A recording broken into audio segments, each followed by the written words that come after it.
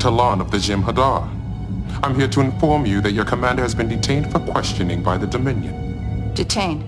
The Dominion was inarguably one of the most intriguing entities in the Star Trek universe, and they had an elaborate system consisting of 3 separate species. These species, consisting of the Founders, the Vorta, and the Jem'Hadar, were united by a singular goal, and they came together to form the collective Dominion Empire. While the Dominion consisted of several species, they shared a few features and had a strong government and well-thought-out philosophies. They were also technologically advanced, and today we will explore the complete extent of their powers and tell you all about the physiological features of the Dominion. Before we go into our explanation, we have a very small request. If you like our content, please support us by subscribing to our channel. This is a small click for you, but for us it means a lot. Thank you. Let's begin. Indefinitely.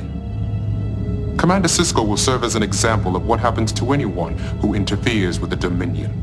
What kind of interference are you talking about? Who is the Dominion, and what is their agenda? The Dominion was first introduced in the 2nd season of Star Trek Deep Space Nine, and they were created by the Changelings around 10,000 years ago. The Changelings, also known as Founders, wanted to protect themselves from the rest of the world, and they used genetic engineering to create 2 races, the Vorta and the Jem'Hadar, to serve them. The Dominion can be best described as a theocratic state with an agenda of bringing order to the galaxy by keeping a strong hold on its subjects. They did this by conquering other planets and bringing other civilizations under their administration, and the 3 species within the Dominion strived hard to fulfill this aim. While the Founders held supreme authority in their hierarchy, the Vorta worked as administrators who recruited more soldiers. The 3rd leg of their hierarchy consisted of the Jem'Hadar, which attacked any species or planets that went against the Dominion's goals or created trouble for them. The Dominion were extremely strict about their rules, and any betrayal or deviation from their goals led to immediate expulsion and death. Let us explore the species that made up the Dominion state in detail and look at how exactly things worked for them. The Founders, or the Changelings, created the Dominion, and they considered themselves to be superior to other races, such as the Vorta and the Jem'Hadar. They were essentially gods in the eyes of others, and their word was considered the law among others. They took all the decisions that shaped the future of the Dominion, and they shared their own powers through a collective union known as the Great Link. They followed a strict principle that forbade them from harming each other, thereby ensuring that they maintained their status and protected themselves from outside forces. On the other hand, the Vorta were clones who took care of administrative work in their society. They held positions such as diplomats, commanders, and scientists, and were responsible for ensuring the smooth running of daily operations. They worked under the Founders, but did not have many interactions, and the Vorta rarely got an opportunity to consult a Founder. They mostly figured out ways to deal with the Jem'Hadar soldiers or weapons production on their own. The Vorta did seem like friendly clones, but they were utterly dedicated to the Founders' cause, to the point of extremism. On the other hand, the Founders viewed them as slaves and recorded their DNAs so that they could easily clone any Vorta that died while serving them. The Jem'Hadar were the military troops that acted on the orders of the Founders, and each Jem'Hadar group was overseen by the Vorta. Typically, the Vorta used a drug known as the Ketracel White to keep the Jem'Hadar in line, which would trigger an episode of extreme violence followed by death. The Jem'Hadar were one of the most powerful military forces in the galaxy, and they fought countless wars for the Dominion. They had the ability to cloak themselves and hide from their rivals, and they trained so hard that they even deprived themselves of the most basic necessities while giving their all to their cause.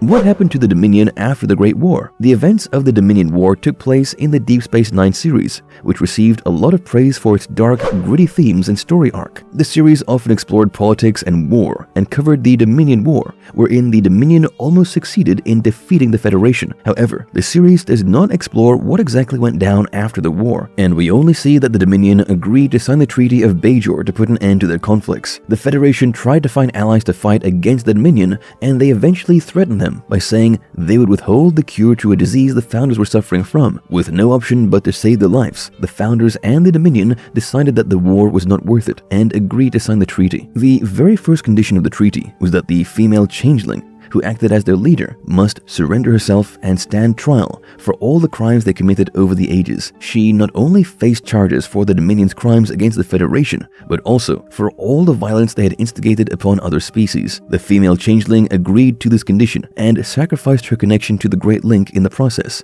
thereby separating herself from the other founders. Another condition of the treaty stated that the Dominion must withdraw their troops from the Alpha Quadrant and then return to their original place through the wormhole. In this way, they had to evacuate all the territories that they had occupied, and a few of these places included the base of the Breen Confederacy and the Cardassian Union. It is unclear whether they had to return the lands of the territories that were only located in the Alpha Quadrant or in all other places, but it is pretty unlikely that they gave up control over the territories that lay outside the Alpha Quadrant. In this way, they still exerted control over some places after the Great War, but the treaty still helped the Federation limit the extent to which the Dominion spread its influence. After the female changeling surrendered, the Federation helped the founders find a cure for their condition by sending Odo to join the Great Link. Odo used to belong to the founders' race, but he currently worked as the Federation's station security officer. He agreed to rejoin the Great Link and use his knowledge to cure them, but one must bear in mind that the founders looked down on anyone who was not them. In this way, they must have resisted Odo's appointment, but there is a slim possibility that they picked up some reasonable values from him. While nothing is certain, one can hope that the Dominion turned into better rulers after the Great War, and that they looked after their subjects less aggressively after bonding with Odo through the Great Link.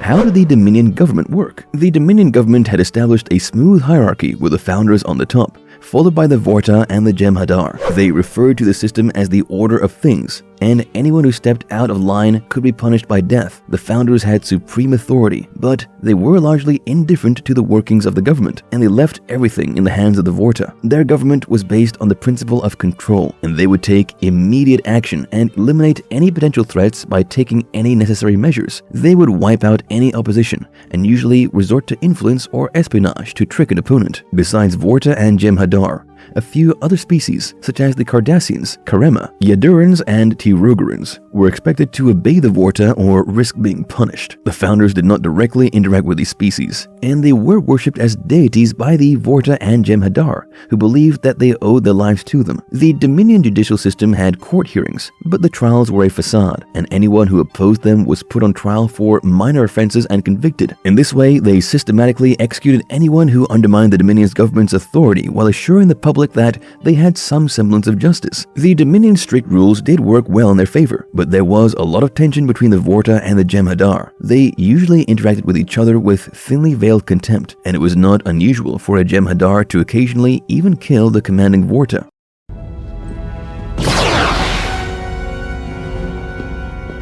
She is next. Exploring the three different Dominion philosophies. Since the Dominion society was made up of three different species, they all had different viewpoints and philosophies. The founders had lived practically forever, and they had a unique perspective on things after having seen so much of the world. They did not adjust their strategies based on recent events, and they waited for centuries and observed the ways of the world they currently lived in before making any decisions. Even in the Dominion War, they decided to engage in a long-term war while focusing on constructing and breeding Jem'Hadar troops instead of putting all the resources towards a single fight. The founders prioritized their survival, and at the end of the day, their self-preservation came before anything else. They did not care for things like Klingons' honor or the Federation's messages of peaceful exploration, and were quite secure about their social standing. Since they existed for thousands of years before any of these species, the founders viewed them as inferior and even referred to them as solids, since they couldn't shapeshift. Their basic philosophy was to impose order in a chaotic universe, and they would either dominate a species or try to destroy them if they couldn't control them. The founders were linked together through the Great Link, which enabled them to connect their physical and mental selves with each other. In this manner, they were a monolith species, with no room for individuality among them. They gave a lot of importance to the phrase, "No changeling has ever harmed another," as they needed to look after each other's physical health to take care of themselves. The founders disagreed with each other occasionally, but their basic philosophy was to stand by each other. The Vortis philosophy mainly consisted of following the founders' orders and maintaining law and order in the Dominion society. They were goal-driven and did not hold back while enforcing harsh rules upon the subjects, or even using a drug on the Jem'Hadar. Both the Vorta and the Jem'Hadar grew with the mindset of serving the founders, and their core philosophies revolved around ways to best contribute to the Dominion. Exactly. Sophisticated transporters that allowed them to move instantaneously from one planet to another. Were they technologically advanced? The Dominion Society was known for being technologically advanced, and they had surpassed almost every other power in the Alpha Quadrant in this aspect. The Jem'Hadar troops were given powerful rifles that emitted polaron beams instead of disruptor beams or phased energy. These polaron beams were more harmful than any regular weapon directed at humanoids, and they would cause further damage to pre-existing injuries. Dominion warships were equipped with phased polaron beams, and the Jem'Hadar used these beams on their attack ships in order to break past the Federation shields. The Federation had difficulty dealing with Dominion technology, but the Starfleet's engineers eventually started researching ways to counter their attacks. Dominion transporters were another piece of advanced technology, and they used transponders that enabled an individual to travel across 3 light years in no time. Dominions also made use of warp drive, just like other species in the galaxy, and this technology allowed them to travel across space at a pace that surpasses the speed of light. A Dominion fighter was equipped to handle Warp 7, while a battlecruiser could use at least Warp 4.7. In this way, their technology was quite advanced, but they still needed to improve in some ways. For instance, the Vorticevan once pointed out how the Federation had access to technology that could turn rocks into replicators, and that they lacked such equipment. Moreover, the Jem'Hadar were not equipped to perform advanced repairs on their vehicles or weapons, and did not know much about technology.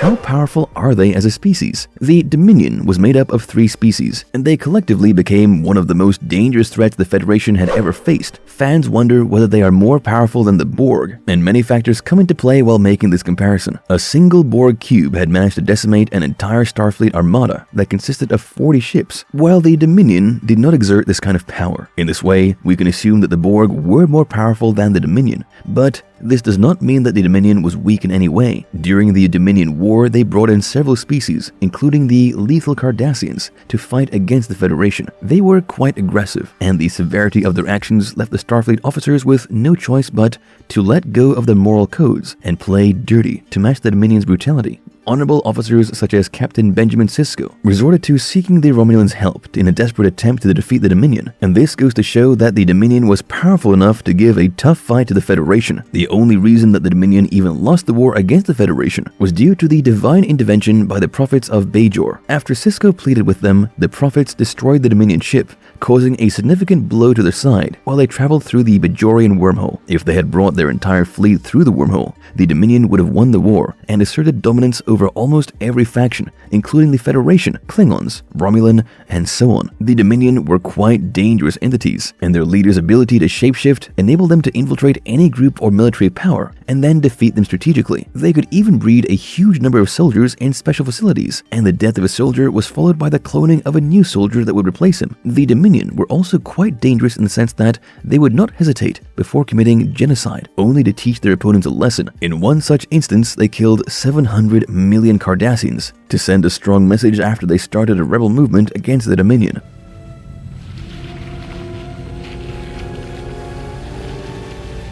Conclusion. To sum it up, the Dominion was truly a force to be reckoned with, and they had quite an authoritative presence in the galaxy. While they were defeated after the Dominion War, they set up a powerful government system, and their technological feats and powers managed to impress the audiences. And if you liked our content, don't forget to leave a like and subscribe to us if you haven't already. Have a good one and be safe. Thanks everyone. But I've done everything you've asked. I tell you I'm loyal.